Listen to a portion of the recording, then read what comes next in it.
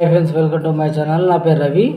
Friends, మనము వరి కోత కోస్తాం కదా, ఆ యొక్క గడ్డి కట్టలు గేదెలకు తీసుకుపోతారు, లేకపోతే కాల్చివేస్తారు, రకరకాలుగా చేస్తారు. అట్లాంటి కాల్చివేతలు చేయకుండా ఈ యొక్క స్ప్రే 20 రూపాయలకు దొరుకుతుంది.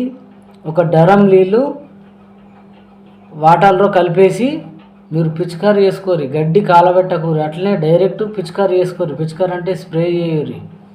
స్ప్రే చేస్తే అదంతా కుళ్ళిపోయి మళ్ళీ ఆ గడ్డి అన్నది తాకత్ కిందికి, అంటే యూరియా బీజ్ లెక్క ఎరువుగా తయారవుతుంది.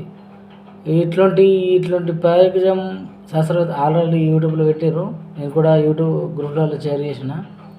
మీరు కూడా అగ్గి తగలబెట్టకండి గడ్డిని, వరి గడ్డి కానీ జొన్న ముక్క కానీ తగలబెట్టకండి వీటిలను.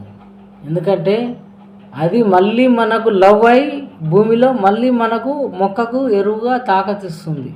అది. నమస్తే.